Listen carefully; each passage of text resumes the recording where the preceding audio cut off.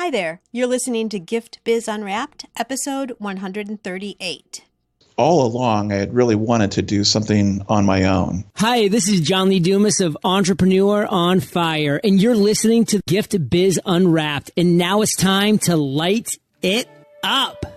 Well, hello, and thank you for joining me on the show today. If you're a gifter, baker, crafter, or maker, and you own a brick and mortar shop, sell online, or are just getting started, here is where you will find insight and advice to develop and grow your business.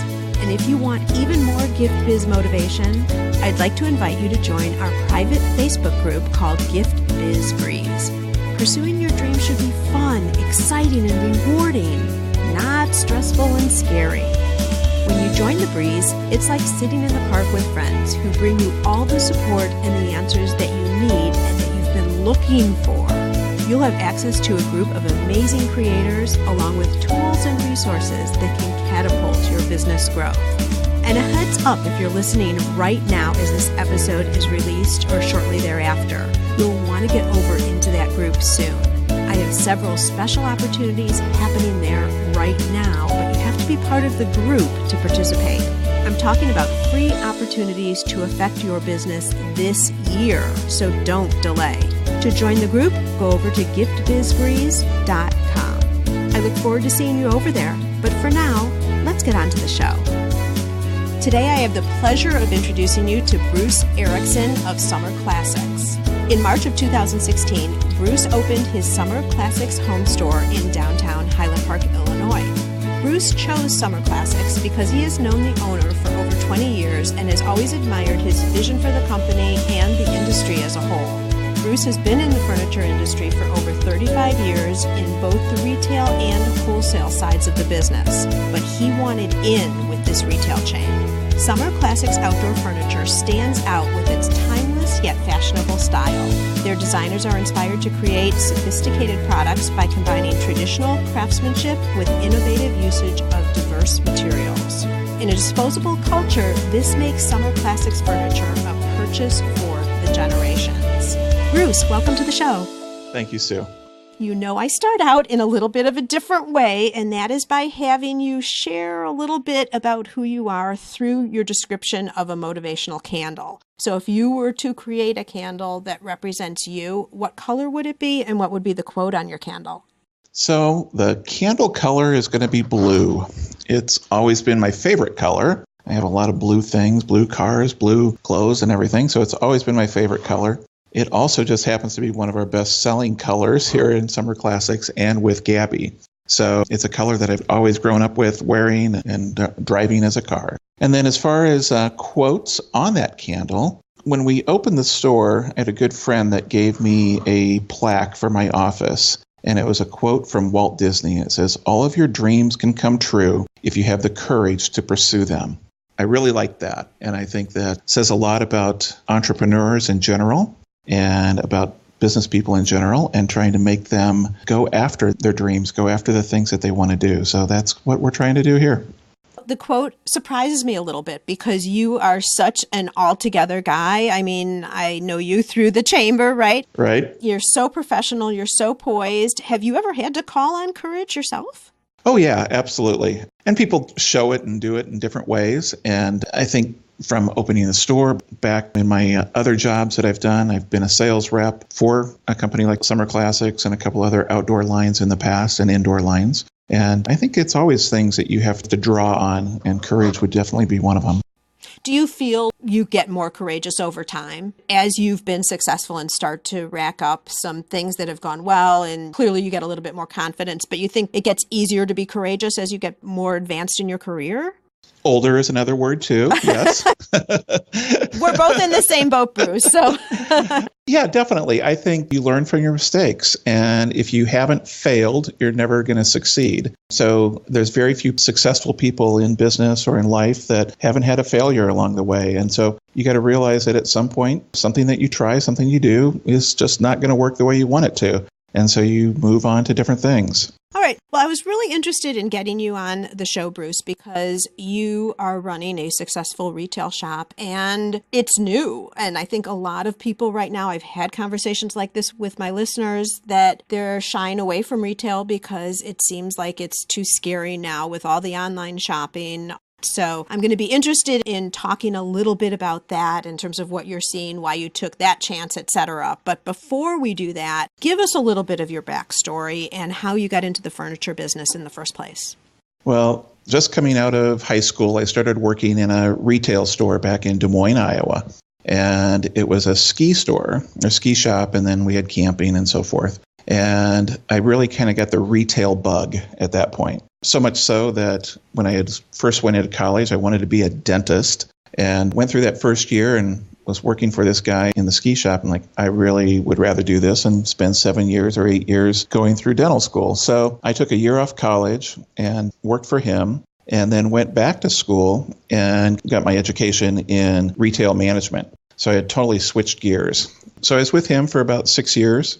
And a competitor in the town that I was in Des Moines, ran an ad for a manager, and I was kind of looking to move on. This other store had multiple locations through Iowa and Wisconsin. I applied for their job, and the guy called me back right away, and he said, I know you. I've been in and I've shopped you. I'd love to talk to you. And that store did ski business in the winter, and they did patio business in the summer. And that's how I got into the patio furniture business and started managing a couple of their stores and then became one of their buyers and was with them for about 7 years. Then I had an opportunity with one of our reps that called on us to do repping through Wisconsin and Illinois for a company called Winston Furniture, which at that time was a huge line. It still is around and does very well still, but at that time it was the dominant force in patio furniture. And we also, at that time, picked up a small little startup company called Summer Classics. And that's when I first met Bew White from Summer Classics. And from that point on, really enjoyed working with him and with that company. And then after about 10 years of repping, kids were still small, a lot of time on the road, starting to look at different things. And so I went back onto the retail side so that I didn't have to travel as much and could be home with my kids and see their baseball games and volleyball games and all that kind of stuff. And spent 17 years with a local retailer selling outdoor furniture, and they also did ski equipment and clothing. So that wasn't Summer Classics at the time then? No. Okay. So that was Williams here in Highland Park. Oh, Williams, a very prestigious and well-known store for sure. Yeah, and they'd been around for a long, long time. And before that, as a rep, I knew Mark Williams. And so when I started thinking about getting back onto the retail side, made a call to him, and we had 3 or 4 meetings and met with his wife and everything, and ended up working with them for about 17 years. And just all along, I had really wanted to do something on my own. And the time just came and saw the opportunity with Summer Classics, went back and talked to Bew White again from Summer Classics and said, tell me about your retail stores. Tell me about your retail business. Because Summer Classics over the last 10 years has opened now 14 retail locations. And some of those are corporate owned and some are what they call licensee stores, which is kind of like a franchise without all the hoops of a franchise. So we had a nice conversation and it just kind of went from there. And a few months after that, I left Williams and still had some reservations as far as the retail side, opening my own store and everything. But I had talked to a couple other people about maybe getting back into repping, and that was another option. But retail is what I want to do. And so about 6 months after leaving Williams, opened Summer Classics. So you talk about the fact that you wanted to leave repping, and did you have a certain territory, a portion of the country? Don't tell me you had the whole country. No. We had Illinois and Wisconsin. Okay. And we did a few things into Minnesota, some accessory lines, and a few things over into Missouri, again, with some accessory lines. But the main lines that we had were Illinois and Wisconsin. Gotcha. So through the Midwest and through the snow and all of that. Exactly. I've been there too, Bruce. I know that story. So it's really great that you had seen both sides of the business and you decided that you wanted to go back to retail because you could stay home. But let's face it, retail hours are heavy too. I mean, why did you choose that route, knowing retail has its own restrictions, I guess? you're home every night. That's the big thing. When I was repping on the road, usually 3-4 nights a week, especially during the busy time of the year. And in the winter months, it still would be gone a night or two a week. So just felt like I was missing out on a lot. So I thought going back to retail where I could be close to home and be home at night and have some flexibility as far as being able to jump away and see a volleyball game or something like that was something that interested me at that time. Okay, so let's take this in a direction that our listeners are going to be able to relate to. Let's take it as if you were talking to somebody who is considering opening up their own shop. So they might not have the experience that you do. They also might be creating something all by themselves. You're taking Summer Classics and opening a store here, albeit it's still yours. So you have all the responsibility, but there's the product and all of that. What types of things did you do when you started, like when you were preparing to open the shop, and what types of advice would you have for someone who's in a similar situation but opening something for themselves? Sure. Well, initially, I sat down with the principals of Summer Classics. The Bew White, who owns the company, and then their vice president and their sales manager at the time, and just talked to them about the whole concept. And then the week after I talked to him, I had already planned a vacation with my wife, or just a week off with my wife. We weren't really planning anything in particular. So I came back from that meeting and I said to her, I said, "Do you want to take a trip?" And she goes, "Yeah, where are we going?" I said, "Let's go and tour some of the Summer Classic stores." So we took a trip out to Columbus, Ohio, and Nashville, and Louisville, and St. Louis to see some of their stores. So we just did a week-long road trip.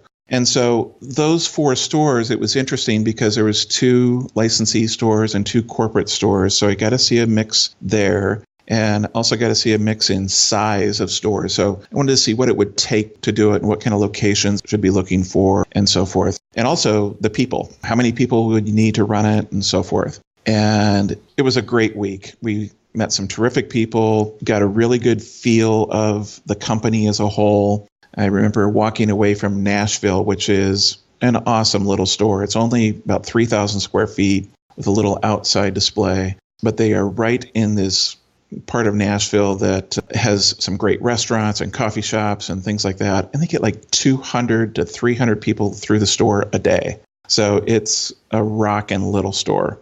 And to see them and talk to them, and we walked away from there and I said, these people have definitely drank the Kool-Aid. So we knew coming away from that this would be something that we could bring back to Chicago and work in Chicago. And then also we went to other stores. And through my retail years, I've been on different boards and so forth with the outdoor industry.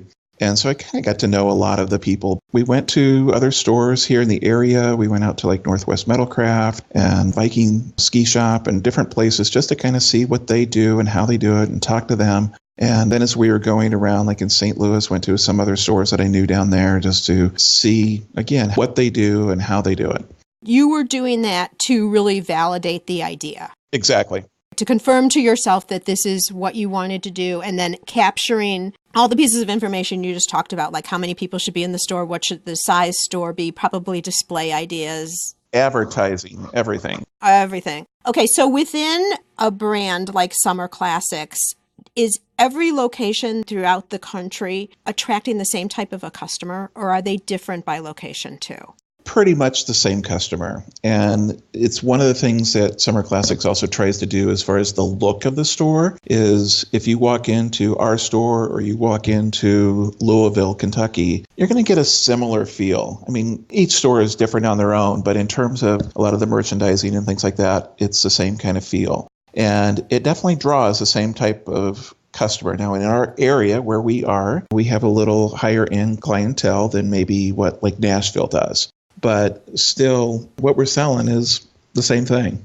Okay. And I just want to make the point there that in addition to the types of things that you are looking at and considering, which is what somebody should also be doing if they're looking at opening their own place, go to a competitor and see what else is already out there, how things are working. I like the overview that you gave us, Bruce, just all the different types of things you're looking at. Different for someone who's starting out by themselves versus you, though, you also will need to define what is the style that you want to represent in your shop.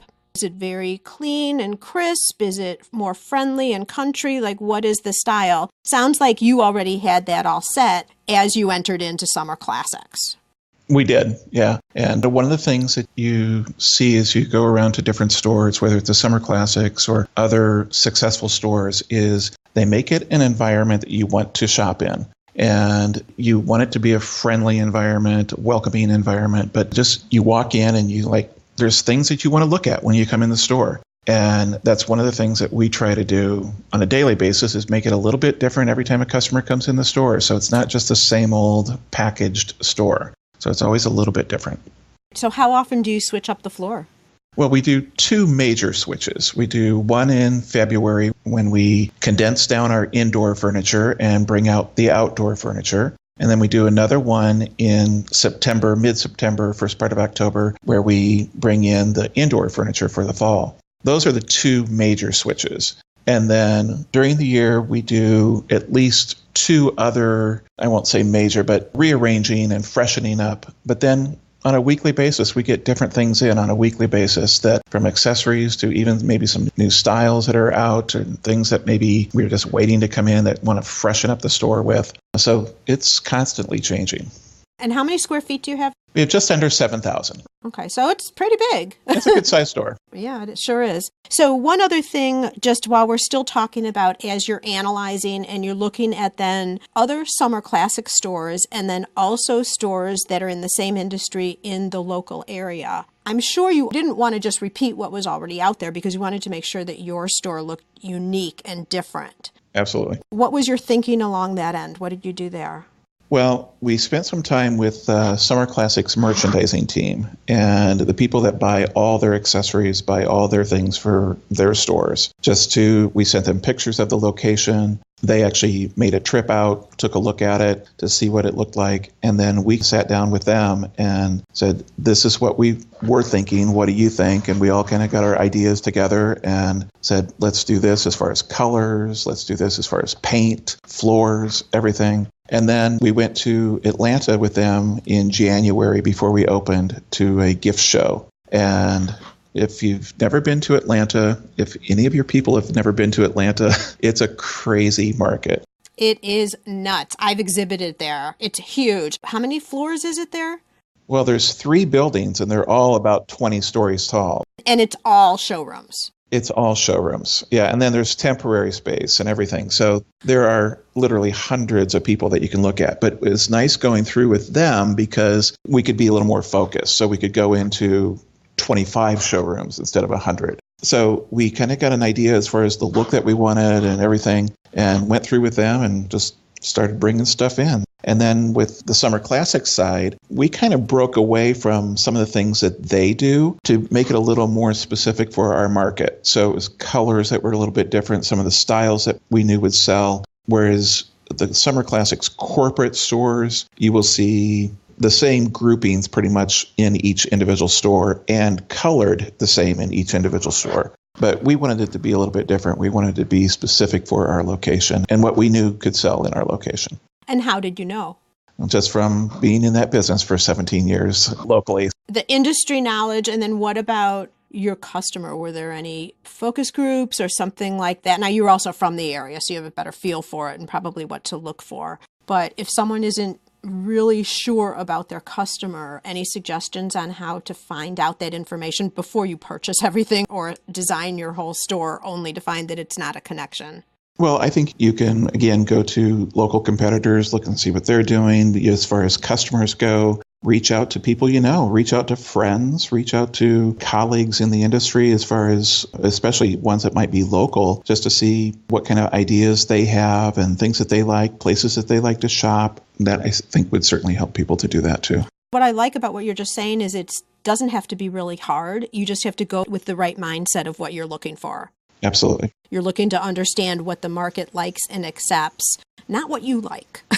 That's right. Which is a common error. Someone will, in my case, I would be painting my whole shop yellow because I love yellow. What if that's not the right thing for a market? So really, and this is directed at Gift Biz listeners, make sure if you're in this situation, you're really looking at what is going to attract your customer, not necessarily what you love. All right, so the shop's all ready to go now. How do you start dealing with a grand opening and staffing up? What is your advice there for somebody new?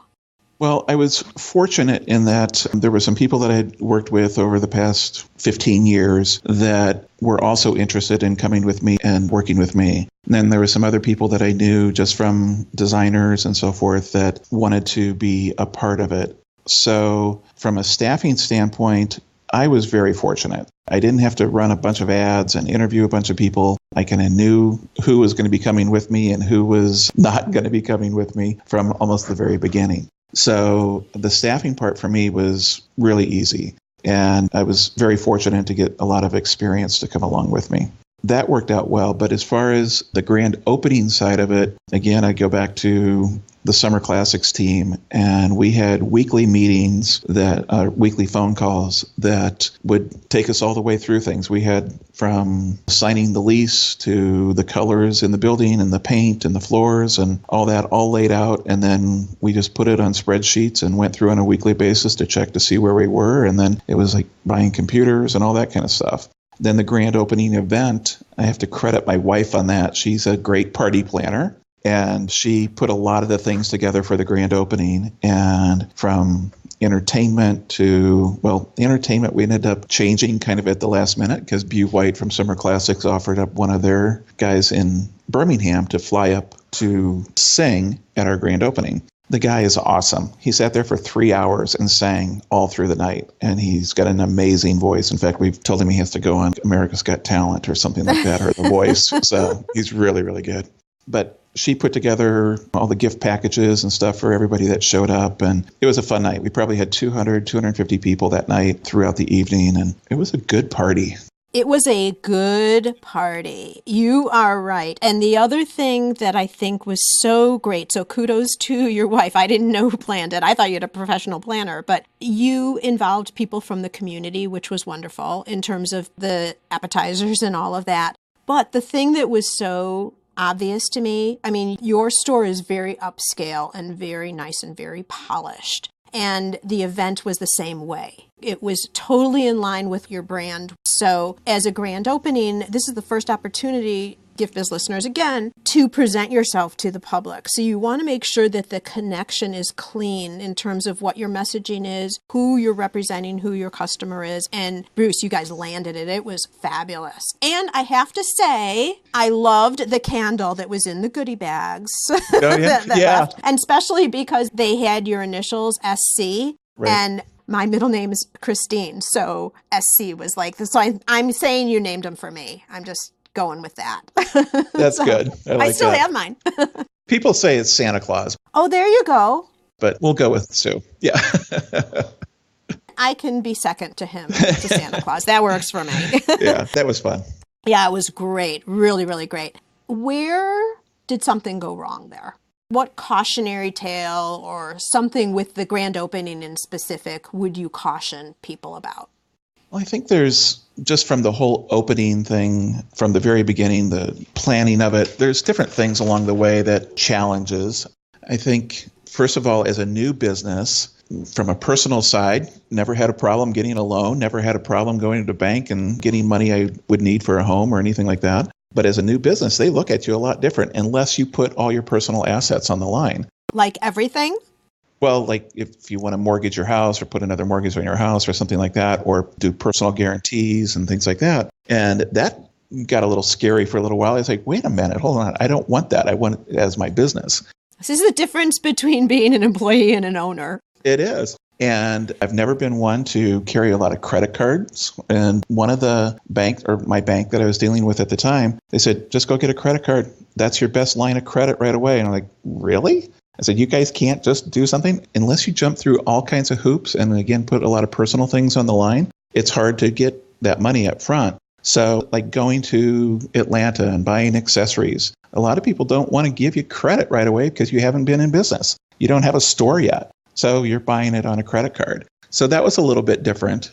Nerve-wracking, I'm sure. Nerve-wracking. Yeah, exactly. But that ended up being fine. And that was the way to do it, to get it open. And fortunately, we were successful and those things all get paid off as you go. So that was one thing. And then setting up for us, we do deliveries and we sell furniture. So it's got to get delivered to a home. That's been probably one of our biggest challenges. And jumping into it, we thought it'd be easy. We didn't want to have our own delivery team just from a warehousing and delivery team expense and so forth. And some of the other Summer Classic stores use local, what they call white glove delivery companies. And so that's what we checked into. And we thought we found somebody that was really good. And they did a lot of deliveries for some of the big guys around town, the Crate and Barrels and so forth. And so we thought, well, this guy could be good. Well, we found out that once you get rolling and you start getting busy in May and June, that they don't have the capacity to keep up. And then it was just scramble mode. And it was myself and Mark, who's my operations manager, going and renting a truck and doing deliveries. That's not something I planned for. You got to wear every hat, though, if it's your business. If you need to jump in, it's got to be you. Summer Classics has an award that they give out every month called Whatever It Takes. And that for summer was a lot of whatever it takes to get it done. So finding the right delivery service to work with, one that had the capacity and one that your customers were happy with, one that we were happy with, one that treated the product like it should be treated when it's delivered, was a lot of searching and went through a lot of different avenues. But finally, we've settled in on a couple different ones that we use right now. So finding those kinds of things, that was tough at first. Yeah, I mean, outsourcing for all different types of services. Some people who are listening do deliveries if they're florists or gift baskets or something like that. Maybe not as big and bulky as yours are, but all different types of services that you outsource. I think your story brings to point that you might not get the right person at first, and that's not a failure. I think it's kind of a process to get to who your outside suppliers are going to be, who are in sync with your business. But then when you find them, boy, do you want to treat them well. Yes, absolutely right. You want them to be loyal and dedicated and stay because you don't want to have to replace that once you find it. Well, you want them to be part of your team. You want them to convey the type of message that you're delivering in the store to the outside part of the business as well. So you want them to be just like a regular team member for you. Oh, good point. Because they're really an extension of your brand for sure. They definitely are. So moving on to a little bit of a different area of business, that is now you're open. How are you continuing to attract new customers into the store? So we do a lot of different types of advertising, and we do some of your traditional newspaper and magazine and things like that. We've put a lot this last year into TV, which has been very good for us actually, and mostly cable. And then we do a lot of direct mail, and then we do email blasts, but then we also do Facebook and Twitter and Instagram and all the social media ones. So we have a pretty big presence on those sites. So you're everywhere. You're in everything. We are, yeah. Including traditional media. I was reading an article just the other day about social media is the bright and shiny new object that everyone's gravitating to. It's not whether you're going to be on social media, it's which platforms are you going to use. It seems like it's just an obvious switch. In some cases, I would say yes, but you're pointing out that it's not necessarily to the exclusion of some of the other traditional types of media. Right. I mean, I'm still one of those guys that reads the paper every day. And so to have a newspaper ad once in a while, I don't think hurts. I don't think it's something that I want to do on a weekly basis. But for me, it seems to have drawn in some of our business. We do usually a coupon or something like that with it that we can monitor that business. We do the same thing like on our Facebook, and everything else that we do is almost everything else that we do has some type of thing that they click on or they cut out or whatever, bring into the store and say, hey, I saw your coupon for 20% off or whatever the price, or whatever the thing is. Somehow you can track it back so you know what's working and what's not. Exactly. In terms of the messaging on your promotions, are they always price discounts or specials, or how do you approach that?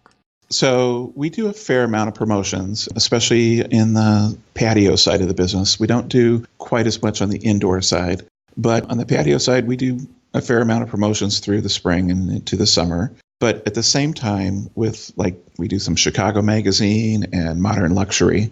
And with those, they're more image ads. They're not sales or anything like that. Sometimes we'll put a coupon on it just to, again, track to see if it's coming from Chicago Magazine or Modern Luxury. But other than that, you got to have a little mix, I think, of some of the sales side of it and some of the image side of it, just to keep you out there in front of people.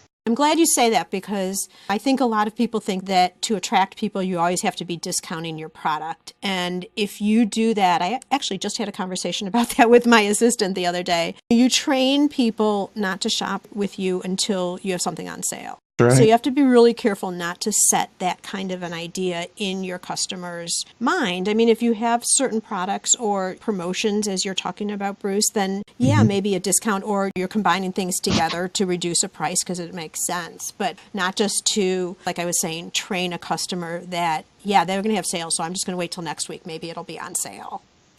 Okay, so you're doing TV, direct mail, which is where I come from. That was my whole corporate life. Emailing, let's talk a little bit about that. Even though people hear all the time, email is like the one thing you absolutely own. When you have your customers' emails, prospects' emails, you're always able to reach out to them. Even social media, you're not, because if Facebook decides to change the way they run their platform, yet again, you don't get to know who all your thousands of followers and people who like your page are. The only way you're able to approach them is through that medium or Facebook ads, which is them. But emails are yours. So how are you attracting and growing your email list? Well, we do it in a couple ways. One is if they are in the store, we have different things throughout the year that if they purchase something, we almost always get their email so that we can stay in contact as far as a delivery and things like that. We'll have giveaways. We just finished up one for the Gabby side of the business where we were giving away a Gabby gift certificate worth $500. So you come in, you sign up, and we capture your email at that point. We do the same thing in the summer. We do some kind of Summer Classics giveaway. We do a backyard makeover. That's a $10,000 makeover. I'm winning that next summer, by the way. I'm just letting you know right now. Okay. We'll keep that between us right now. Nobody else. But that's another way that we capture them. And then we do have an email sign-up list here in the store. So if people want to be part of it, they can sign up for it. In some of our catalogs, our handouts that we give out has a website that you can go to, and you click on that and you enter your information and we'll capture it there. If they go on our website, we have, again, another place that you can log in and put in your email address, and so we capture it there. So we try to do it mostly through those means. Everywhere you can, you try to do it. And how often do you communicate through your email list? Probably about once a week. So sometimes it's once every 2 weeks, but depending on what's going on and so forth, it's usually about once a week. So try not to do it any more than that. Sometimes we'll divide them out between our normal retail customer and our design business. So sometimes people might be on both lists and they get double blasted. But for the most part, it's just once a week or a little less. And so you are a single location, albeit you're part of a bigger entity. Do you have somebody within your own individual team who works with all of your promotions? Not here at the store. No, I do that through Summer Classics. It's one of the things that actually kind of sold me on it too, was they have a great marketing team. So I pay them a very small amount of money per hour to work up promotions that are geared more towards our location. But they're a great team of people. And so I usually just tag on to what they're doing as a corporate store, and then we add a few of ours along the way. Lucky you. Yeah. That's a big time saver and a big money saver for me. So that, again, was one of the enticements of doing the Summer Classic store. Sure. Plus, you also then have the expertise and the experience of all the stores, anyone who's participating. Then you're kind of edging your bets about what's going to work because people have already done these types of promotions before. You have a little bit more intelligence of what's going to work and what's not. Yeah. In fact, now we're doing some IP targeting, which basically is Big Brother watching. And so when you go into a certain area around our store, there might be an ad that pops up on your phone. If you come into our store, there might be an ad that pops or a coupon that pops up on your phone. And we're doing that now because 2 of the other stores tested that over the summer and had great success with it. So there's some that I could have it set, not from the company that we're using, but some of the companies you can have it designed so that if they walk into your competitor, one of your ads pops up. No way. Yeah. Ours is not that way. So we're not quite that Big Brother-ish, but it's a whole new form of advertising that's working really well for a lot of people. And it just kind of keeps you out there in front of people. Yeah, that is very cool. Some people freak out a little bit about that type of thing. The messenger bots are now showing up too a lot. So it's interesting. It keeps changing. It does. And along the lines of that, let's talk about change. What do you think of the whole retail world these days compared to 20 years ago? I think you have to find your niche. I mean, 20 years ago, you could open a storefront and most people were pretty successful with it. But now with internet, there are some products that will just be sold on the internet and be very hard to compete with. There's other products which I think we have in the furniture side of the business that are very difficult for a lot of people to pull the trigger on the internet. Most people like to sit in their furniture before they buy it. There's companies that are making it more easy on the internet to do that as far as their returns and things like that. But I think a lot of our clientele still feels like they need to come in, sit on the furniture, pick the fabrics that they want, and customize it to their taste. You can't get that on the internet yet. But I think the other thing, and I mentioned it a little bit earlier, we want the place to be an experience to shop in. So when you walk in the front door, it's something that is different than other places that you've been, even different than other furniture stores. And if you keep that mind in front of you, I think you can be successful in retail as far as keeping that environment, something that people want to keep coming back to and seeing what's new and different in. Yeah, the in-store experience. I think that's where you win. There's a book I read just this last spring. It's called Shops That Pop. And it's a great little resource book. It's an easy read, and it focuses on probably about a half a dozen businesses throughout the country. And there's a pet store in the East Coast someplace, and there's a bakery and different things that they focus on and what makes them successful. The main thing that it comes down to is making the experience enjoyable for the customer and also having a good team of people. So that keeps them coming back.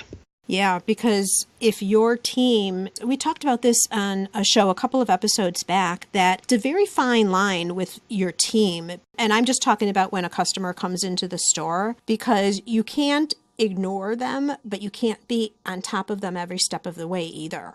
Exactly. Right. You have to be intuitive. And how do you direct people on how to do that? Now, you already had your team, so you probably knew already how they were going to work.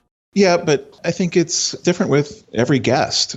Everybody has a little different personality and a different need, and even been through a bunch of seminars that talks about the millennials compared to the Y-gens and everything like that and how they deal differently in a store. And I think you just got to have a feel for what the customer wants and how they want to be handled. And I think you can read that. A good salesperson can read that pretty quickly. So you're not the person that's going to hover over them if they don't want to be hovered. But you also have those people that do want to know everything about the product and every little thing. I think it's just you have to have good people that can read the customer as they come through the door and decide how they need to be treated and how they need to be helped. But being friendly and being courteous to all of it is important to everybody that walks it. Yeah, I totally agree with you there. So you've had a lot of experience in the field, obviously, but things keep changing. What do you do to stay current with the industry now? Well, our industry does have a really good social kind of interaction with different ones. They have different meetings around the country at different times of the year that you can go to. And I think staying on top of that and being in tune to what's happening throughout the country, even though you want to localize it and bring it to your location, but find out trends, you find out what works advertising for different people by going to some of those meetings. And we had both Mark, my operations manager, and I attended one out in Scottsdale last year. And there was just a lot to pull from that. And there was a lot of meetings that talked about advertising and talked about ownerships of stores and how that transitions through the generations. And some things didn't play into what we were looking for, but the time away from it at lunches and dinners with other retailers really paid off. You learn what's happening out there. You learn what's hot for people. Yeah, and you build connections with peers in the industry who aren't direct competitors, too. Yeah. How about on kind of a final topic as we start winding down here? What about community interaction? I think it's really important. We have a great Chamber of Commerce here, and I think that being involved with that has helped us, not only just in meeting new people and seeing new ideas out there, or getting new ideas out there, but from some of the things that I do, I've changed my IT people, I've changed my bank, just based on the relationship that I found in the chamber. So I think being tied into that and getting to know the people around the area is good. Downtown Highland Park has its own little group of people, and it's good to kind of walk up and down the street and see them and talk to them and know a little bit about what's going on in their business. And I think involving yourself in the local businesses is good, but then reaching out to the local community, whether it's through charity events, things like that, I think is important as well. Be active in the community. Even though you own your own location, you're still part of a bigger group. And I think it is really important to individualize your location, who you are, that you're the owner, employees, and be part of the community. And you certainly do that. And you show up at the events too, Bruce. Yeah, you don't always send an employee. You're the one who's coming out, which is really cool. You set a wonderful example for everybody there. Thank you. All right.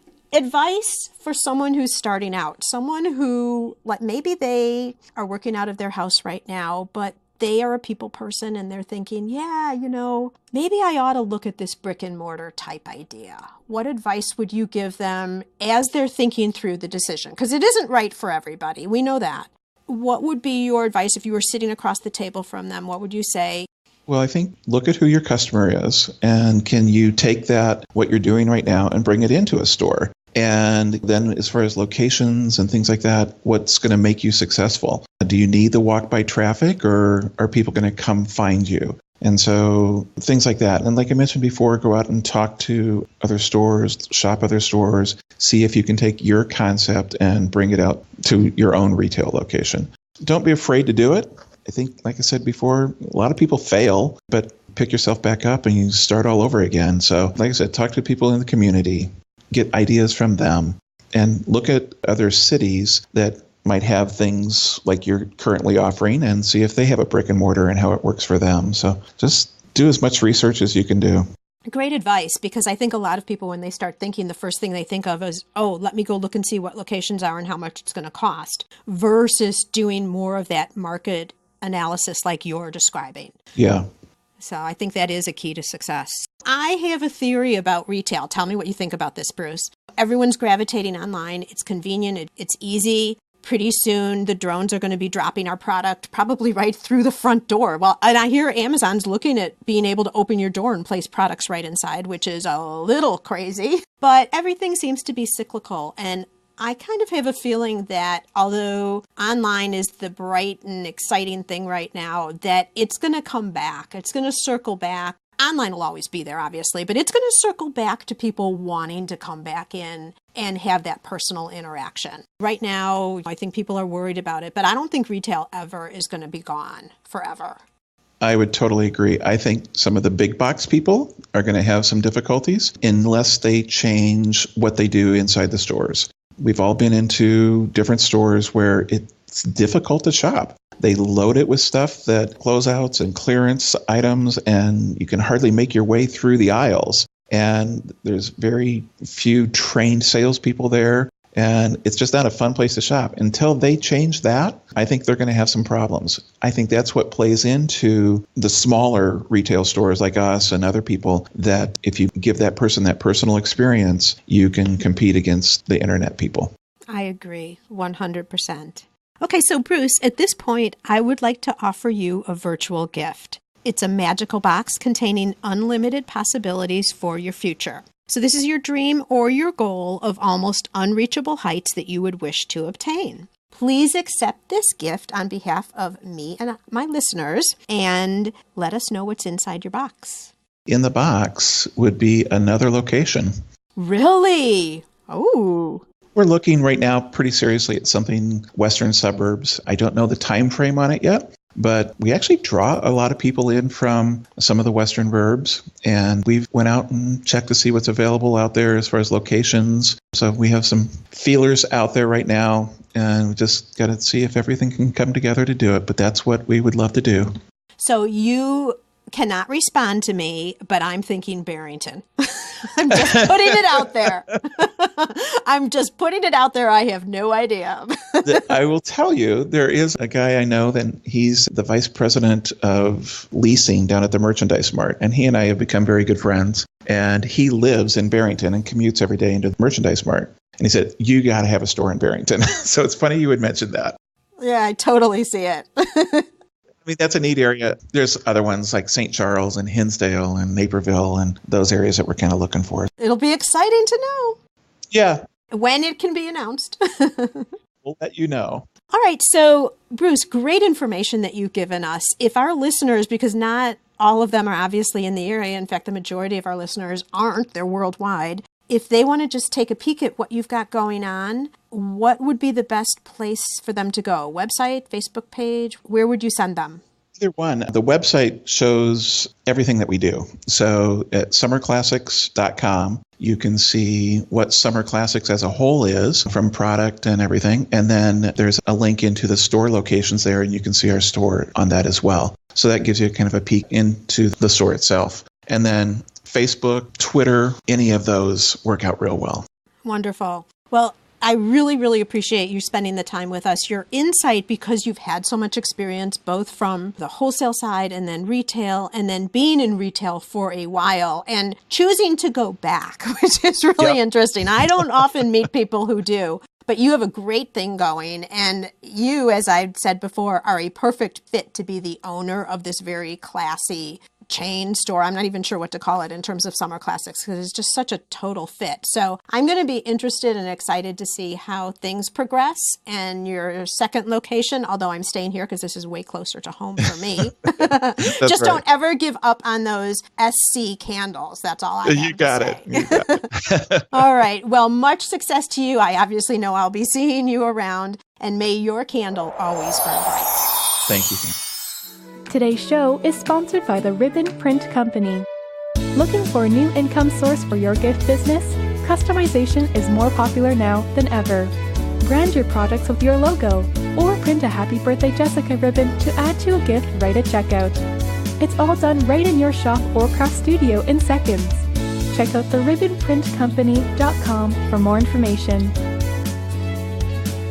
Do you know that you should be out networking, but you just can't get yourself to do it because it's scary? Are you afraid that you might walk into the room and not know anybody?